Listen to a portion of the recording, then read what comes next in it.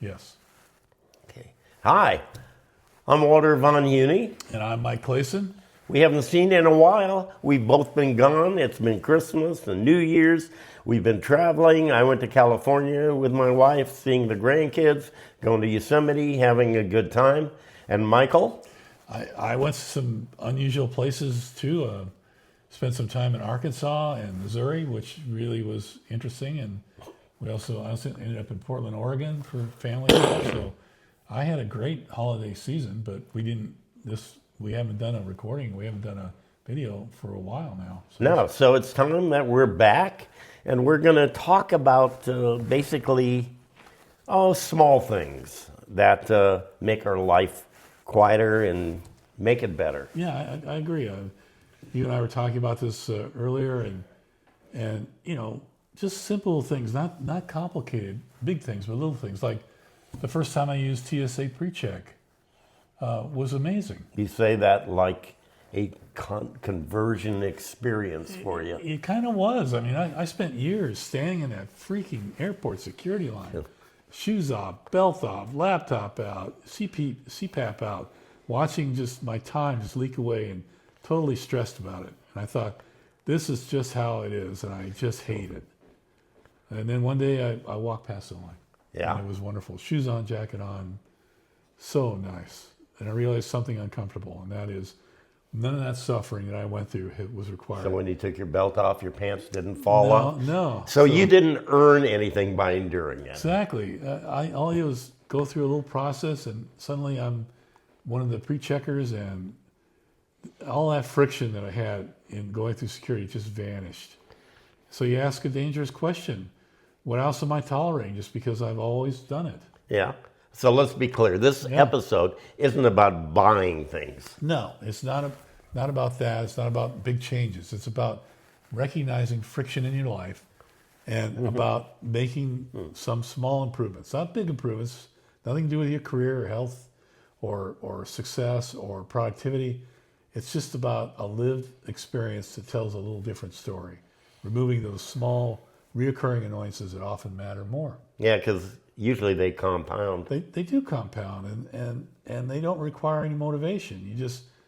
You just have to try every day for TSA PreCheck to work. You don't have to try every day to make it work. It just works. Yeah, and the irony is the thing that actually improves your daily life are boring. They are boring, very unglamorous, and once they're in place, you kind of stop noticing them, which is interesting. It's just that's how you know they're good, because they become part of your life. Yeah. So then let me ask you, why do people resist these things for so long? Well, I don't know. I mean, I guess the first is probably identity. I mean, if this is better, then what's to say about how I've been doing it for the last 20 years? That's uncomfortable. Yeah. And then secondly, maybe there's the setup feels bigger than the payoff. In other words, it's kind of intimidating when you realize what's required for the PreCheck application. It feels annoying, and you got to go for an interview and pay money. And whereas standing in that line every trip, that's just normal. You don't worry about that. Yeah, but there's also a moral component. People think comfort equals indulgence or laziness. That's true. Yeah, very true. That's true. They think TSA is a luxury, which is ridiculous, and suffering is a virtue. And there's a status quo bias, of course, that humans are very good at adapting to irritation and very bad at questioning it. Yeah, PreCheck is a really good example because the benefit isn't subtle. Right. You feel it immediately. Your shoulders drop. All that stress that you normally feel goes away. Your sense of time comes back. But it's funny to listen to people and how they talk themselves out of it. I don't want to travel that much. I don't travel that much. It's not worth the money. I'll get around to it. Yeah, until they do it. Right. And then they never go back. I mean, what PSA really taught me was that you can make time feel differently if you want. I mean, 20 minutes used to be nothing in line while you're standing in security. Now it's a coffee, it's a walk, it's a conversation, or just not starting a trip where you're already annoyed and stressed out. Yeah, once you see that pattern, then you're going to see it everywhere. It's like noise canceling headphones. Oh, God, I They, love wait, those. wait, wait. They don't just block out the sound. They give you control over your attention. Well, that is very true. It's very true. Password managers, same Yeah. thing. Not exciting, but they take all that stress out about, where do I find my password? It's very, very simple, very secure. And once you start using it, you'll never go back. Yep. Robot vacuums. I How don't about know. that? I haven't gotten one yet. My son swears by it. My wife's not having it, though. Yeah. Yeah.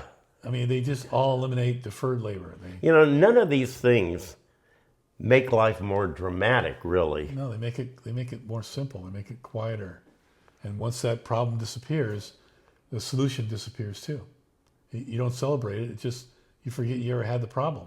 Yeah, which brings us to another example that sometimes makes people uncomfortable. And I'll say the word bidets. Yeah, and that's exactly why they're interesting. Americans didn't reject bidets because they don't work. They rejected them culturally. They feel foreign, unnecessary, indulgent. Yeah. And a lot of water spray and maybe threatening. Yeah, threatening for sure.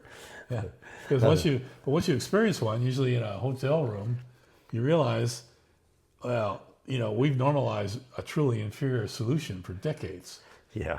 But bidets aren't about luxury. They're to correct a design flaw we all agreed not to talk about or question. Yeah. And conversion, it's almost universal. I think so. Once someone gets a bidet and starts using it, that's it. There's no argument that convinces you need to go back to that. I mean, it's all about experience, and the resistance breaks down. You get exposure, and then you end up with accepting it, and you're at a point of no return. Yeah. Ooh, you have that.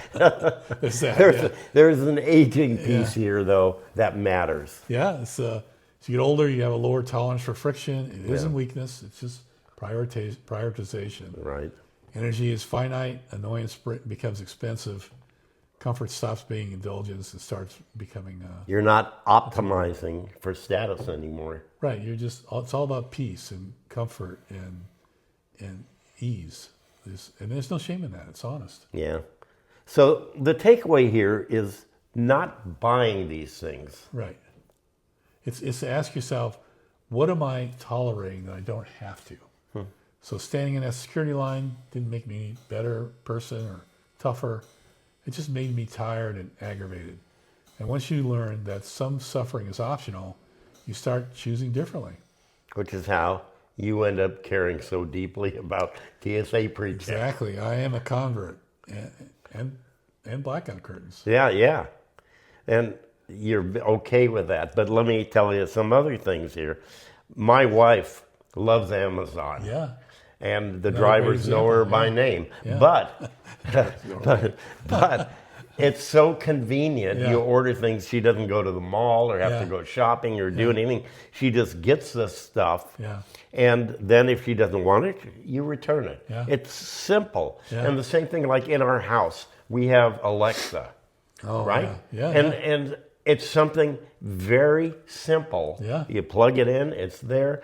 We can say, hey, play some modern jazz. And if we don't want that, I say, play some 60s You listen music. to modern jazz?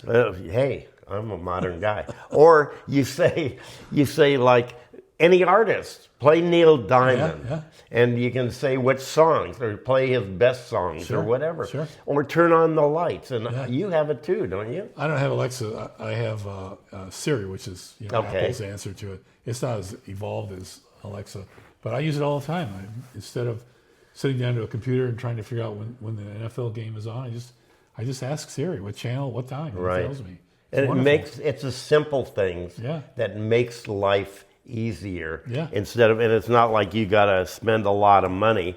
It's just those little things that make life better. Yeah. So anyway, we wanted to just talk about this a little bit. We thank you so much for listening. We're glad to be back. Yeah. And any last words? That's it, Walter. Thanks for our little talk here today. And It's we great. will see you again. All right. Bye. Bye-bye.